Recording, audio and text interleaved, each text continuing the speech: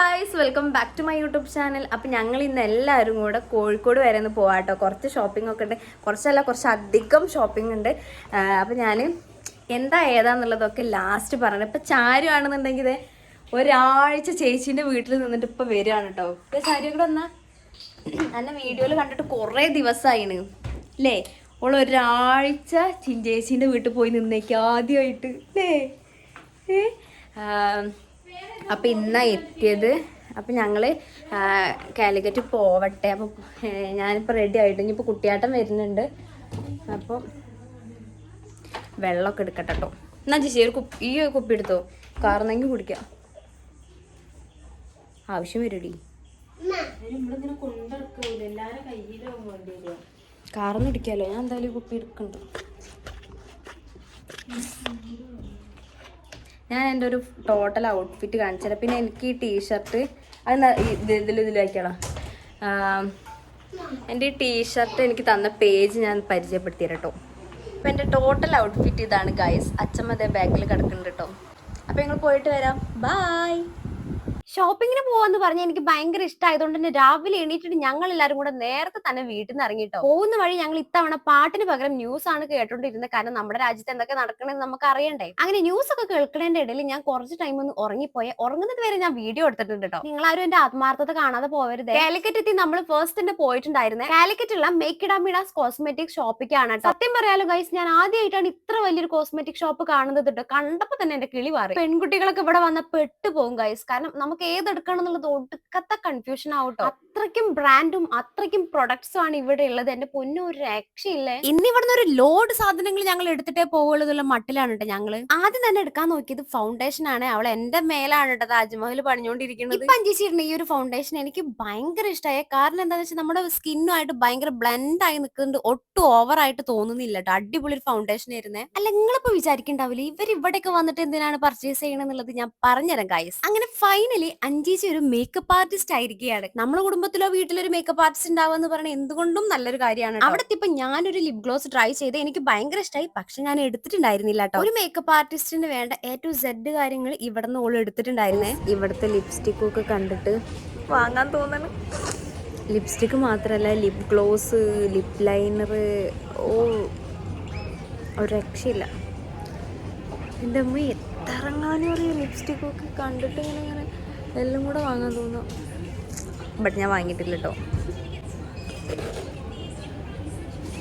ഞാൻ കുറേ ഇട്ട് നോക്കി. പിന്നെ ഞാൻ എൻ്റെ ഷെയ്ഡ് തന്നെ ഞാൻ അങ്ങോട്ട് എൻ്റെ ഷെയ്ഡ് തന്നെ ഇട്ടു. ലാസ്റ്റ് എല്ലാം കൂടെ മായിച്ചാണ്ട് എൻ്റെ ഷെയ്ഡ് തന്നെ ഇട്ടു. എനിക്കത് മാത്രമേ ഇഷ്ടമുള്ളൂ. അവരാണെന്നുണ്ടെങ്കിൽ അവിടെ ബില്ല് ചെയ്യാൻ നിൽക്കുകയാണ് ഗൈസ്. അങ്ങനെ നമ്മുടെ ഫസ്റ്റ് പർച്ചേസിങ്ങും കാര്യങ്ങളും ഒക്കെ കഴിഞ്ഞ് ഇനി ഞാൻ നിങ്ങൾക്ക് ബില്ല് കാണിച്ചു തരാം. 60,000 രൂപയ്ക്ക് നമ്മൾ ഇത്രയും സാധനങ്ങളൊക്കെ വാങ്ങി. ബില്ല് കണ്ട് ഞങ്ങളാരും അത്രയ്ക്ക് ഞെട്ടിയിട്ടൊന്നും ഉണ്ടായിരുന്നില്ല. കാരണം അവിടെ എത്തിയ ഉടനെ തന്നെ ഒരു ഫൗണ്ടേഷൻ എടുത്തപ്പോൾ അതിന് വരുന്ന രൂപ എന്ന് പറഞ്ഞാൽ 5,000-6,000 രൂപയാണ്. പിന്നെ ഇപ്പൊ അത്ര കിളി മാറാനില്ലല്ലോ. എന്തായാലും ഒരു 3 മണിക്ക് ആയപ്പോഴേക്കും നമ്മൾ അവിടെ നിന്ന് ഇറങ്ങി നേരെ ഫുഡ് കഴിക്കാൻ വേണ്ടിട്ട് പോയേ. നമ്മൾ കോഴിക്കോടുള്ള സാഗറിലാണ് കയറിയിട്ടുണ്ടായിരുന്നത്. ഒടുക്കത്തെ തിരക്ക് കാരണം നമുക്ക് ബിരിയാണി കിട്ടാൻ ലേറ്റ് ആയി. അതുകൊണ്ട് തന്നെ നമ്മളൊരു നെയ്ച്ചോറ് വാങ്ങിയിട്ട് ഫസ്റ്റ് അങ്ങോട്ട് സ്റ്റാർട്ട് ചെയ്തു. അങ്ങനെ ബിരിയാണി ഒക്കെ കഴിച്ചിട്ട് നമ്മൾ നേരെ പോയിട്ടുണ്ടായിരുന്നത് കോഴിക്കോട് മിഠായി തെരുവിക്കാണ്. അങ്ങനെ നമ്മള് SM സ്ട്രീറ്റിലെത്തി. അവിടേക്ക് കയറണ തൊട്ട് മുമ്പ് തന്നെ ഒരു ദുർഗാ ഭഗവതി ക്ഷേത്രമൊക്കെ ഉണ്ട്.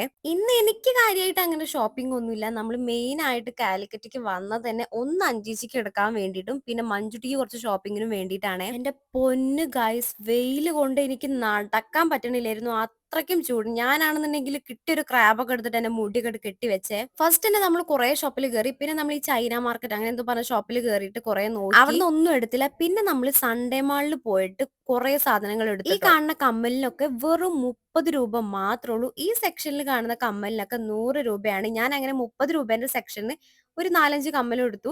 100 രൂപേന്റെ ഒരു സെക്ഷനിൽ ഒരു കമ്മലും കൂടെ എടുത്തേ. പക്ഷെ ഇപ്പൊ കാണിക്കുന്ന കമ്മലൊന്നും അല്ലട്ടെ ഞാൻ എടുത്തിട്ടുണ്ടായിരുന്നു. അതൊക്കെ ചുമ്മാ വെറുതെ വീഡിയോക്ക് വേണ്ടിയിട്ട് മാത്രം കാണിച്ചാണ്. ഞാൻ ഭയങ്കര സിമ്പിൾ ആയിട്ടുള്ള 2-3 കമ്മലാണ് എടുത്തത് കേട്ടോ. പിന്നെ ഈ കാണുന്ന ചെരുപ്പിനൊക്കെ വെറും 169 രൂപയുള്ളൂ. പക്ഷെ ചെരുപ്പൊന്നും ഞങ്ങൾ എടുത്തിട്ടുണ്ടായിരുന്നില്ല. അങ്ങനെ അതൊക്കെ കഴിഞ്ഞിട്ട് ഇതേ മഞ്ജുട്ടിക്ക് ട്രോളി വാങ്ങാൻ വേണ്ടിയിട്ട് ഞങ്ങൾ വാങ്ങണേ.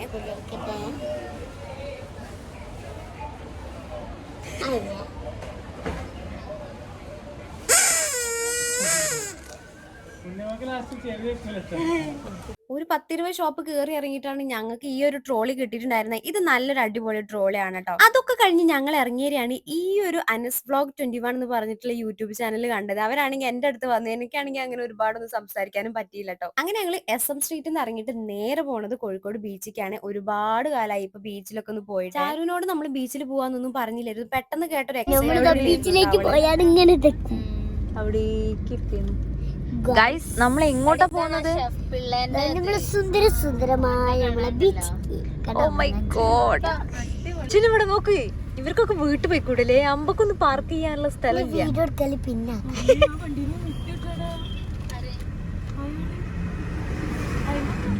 സാധാരണ കാല് കുത്താൻ സ്ഥലം ഉണ്ടാവാത്ത അവസ്ഥയായിരുന്നു. പക്ഷെ ഇത്തവണ കാറ് നിർത്താനുള്ള സ്ഥലം ഇല്ലായിരുന്നു കേട്ടോ. എവിടെയും നമുക്ക് കാറ് പാർക്ക് ചെയ്യാൻ പറ്റുന്നില്ല. പിന്നെ ഞങ്ങൾ അങ്ങ് ദൂരെ കാറ് പാർക്ക് ചെയ്ത് ഞങ്ങൾ ഇങ്ങോട്ട് നടന്നേ. കറക്റ്റ് സൺസെറ്റിന്റെ സമയത്ത് തന്നെ ഞങ്ങൾ എത്തി. ഞാൻ സത്യം പറഞ്ഞ ഇപ്പൊ എത്രയോ വർഷമായി നല്ലൊരു സൺസെറ്റ് കണ്ടിട്ട്. ഇത്തവണ എനിക്ക് നല്ല അടിപൊളി ഒരു സൺസെറ്റ് കണ്ട് എൻജോയ് ചെയ്യാൻ കഴിഞ്ഞിട്ടോ. അങ്ങനെ ഞങ്ങൾ കുറച്ച് അധികം ടൈം ബീച്ചിലൊക്കെ സ്പെൻഡ് ചെയ്തേ.